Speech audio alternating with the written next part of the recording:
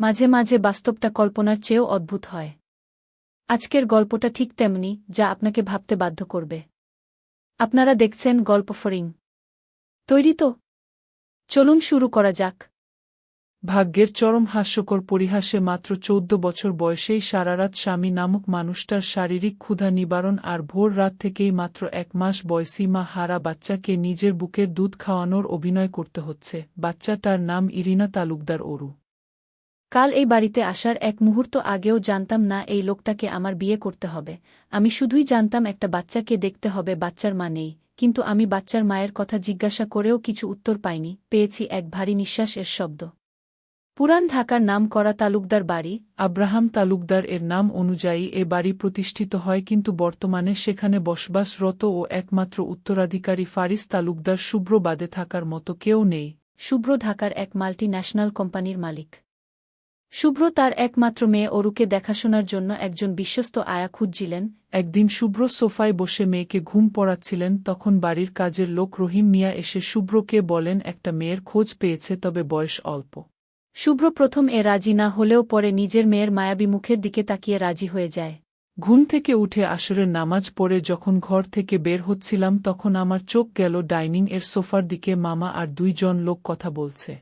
একজনকে আমি চিনি, গ্রামেই বাড়ি রহিম দাদা, কিন্তু কি কথা বলছে তাতে আমি কান না দিয়ে সোজা বাইরে চলে গেলাম। যাওয়ার আগে পিছনে তাকাতেই লোকটার সাথে আমার চোখাচোখি হয়ে গেল। আমি লজ্জায় মাথা নুইয়ে বের হয়ে গেলাম।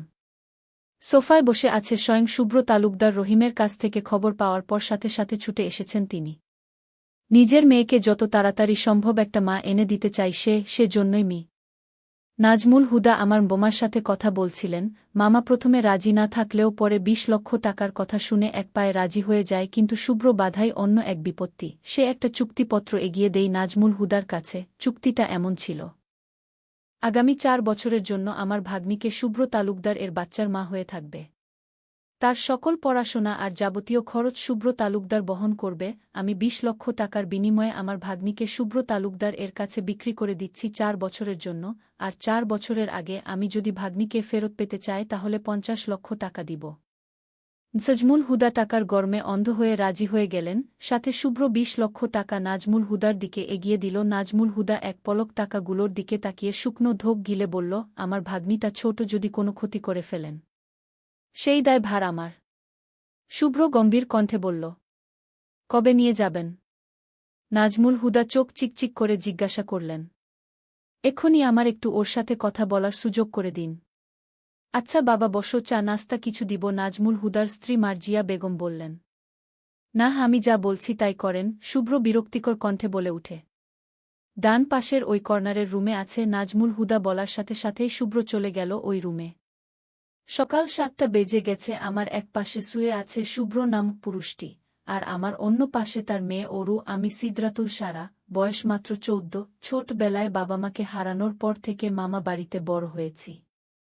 সারাদিন অক্লান্ত পরিশ্রম, এরপর খাবার খেয়ে দিন কেটেছে। কোনো রাতে খাবার পড়েনি পেটে, মামির মার খেয়েও দিন কেটেছে। স্কুলে পড়াশোনার সৌভাগ্য ছিল না বললেও চলে, সপ্তাহে একদিন স্কুলে যেতে দিত, সেভাবেই ক্লাস 9-এ উঠেছি। আমি একটু নড়েচড়ে উঠতেই অরু কেঁদে উঠল, সাথে আমি নিজেও ব্যথায় কোকিয়ে গেলাম, চোখ মুখ খিচে অরুর দিকে তাকিয়ে। নাজমুল হুদা বলার সাথে সাথে শুভ্র গিয়ে সারা রুমে নক করল। সারা তখন জামাকাপড় গুছাচ্ছিল। দরজায় কেউ নক করছে ভেবে মাথায় উড়োনা দিয়ে বলে উঠল, কে? আমি শুভ্র। ক্ষীণ স্বরে বলল শুভ্র। এক মুহূর্তের জন্য কেঁপে উঠল সারা। ছোট্ট নারী সত্তা, কেন এসেছেন তিনি এখানে? যে জন্যই আসুক না কেন, ভিতরে তো আসতে বলতে হবে ভদ্রতার খাতিরে। তাই সারা ৭-৫ না ভেবে বলল, ভিতরে আসুন। সারা বলার সাথে সাথে শুভ্র ভিতরে ঢুকে দরজা লাগিয়ে দিল। দরজা লাগানো দেখে সারা একটু ভড়কে গেল। একই দরজা লাগাচ্ছেন কেন? তোমার সাথে কিছু কথা আছে। কি? এতক্ষণে সারা শুভ্রকে ভালোভাবে পর্যবেক্ষণ করল। ৬ ফুট লম্বা, গায়ের রং উজ্জ্বল ফর্সা, জিম করা 6 প্যাক বডি, গাল ভর্তি চাপদাড়ি, কালো রঙের প্যান্টের সাথে সাদা শার্ট, হাতের পেশিবহুল শার্টের উপর ভাসমান। প্রথম দেখায় সারা ক্রাশ খেয়ে গেল। যদিও এই অনুভূতিটা নতুন তার কাছে, তবে খুব ভালো লাগছে। এই যে শুনছ? শুভ্রর ডাকে সারা হুঁশ ফেরে তড়িৎ বেগে উত্তর দেয়, জি। তোমার নাম কি? সারা। সিদরাতুল সারা। ওহ! শুভ্র এক দমকা নিঃশ্বাস ছাড়ল। শুভ্র একটু থেমে বলে উঠল, মিস সারা, তোমাকে আমি নিতে এসেছি, গুছিয়ে নাও, এক্ষুনি বের হব। শুভ্রর কথার আগা মাথা কিছু না বুঝে সারা জিজ্ঞাসু দৃষ্টিতে শুভ্রর দিকে তাকাতেই শুভ্র হাতে থাকা ডিল পেপারটা সারা হাতে দিয়ে বলে উঠে, তোমার মামা আগামী 4 বছরের জন্য তোমাকে আমার কাছে বিক্রি করে দিচ্ছে 20 লক্ষ টাকার বিনিময়ে, তবে চিন্তা নেই, তোমার কাজ হলো আমার ছোট্ট মেয়েকে দেখা। সারার মাথায় আকাশ ভেঙে পড়ল, এটা কি শুনছে? মামা কি করছে? এই লোক কি পাগল? 4 বছর কি ছেলে খেলা নাকি? আর আমি কেন ওনার বাচ্চাকে দেখব?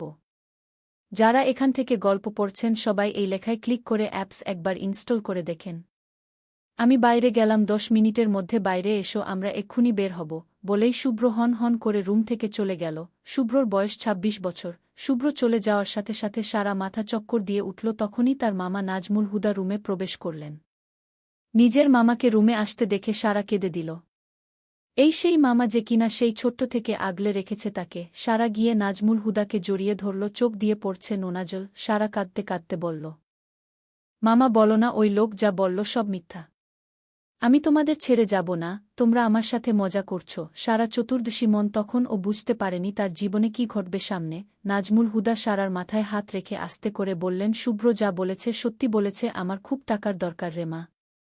তুই তো জানিস তোর মামির ভাইটার অসুখ, 10 লাখ টাকা লাগবে। তাই তো আমি এমন। নাজমুল হিদা কথা শেষ করতে পারল না, তার আগেই সারা বলে উঠল, এই তোমরা আমাকে ভালোবাসতে, মামির ভাইয়ের জন্য আমাকে বিক্রি করে দিলে, তোমরা কি মানুষ? সারা আর কিছু বলার পূর্বেই সপাটে চর বসিয়ে দিল নাজমুল হুদা।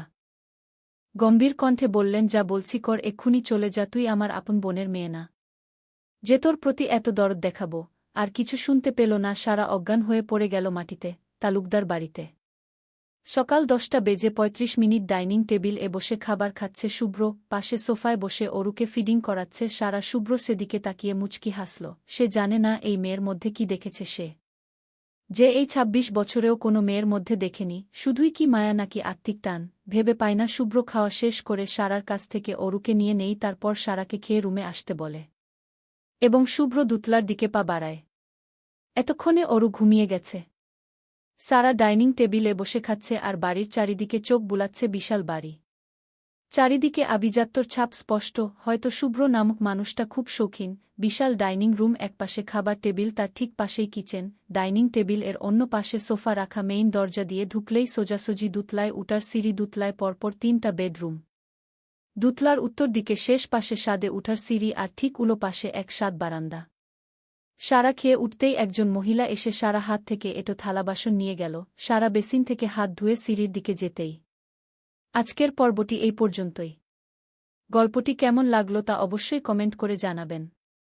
আপনার একটি সাবস্ক্রাইব আমাদের নতুন নতুন গল্প বলার অনুপ্রেরণা দেয়। ভালো থাকুন, সুস্থ থাকুন, দেখা হবে গল্পফড়িংয়ের আগামী পর্বে।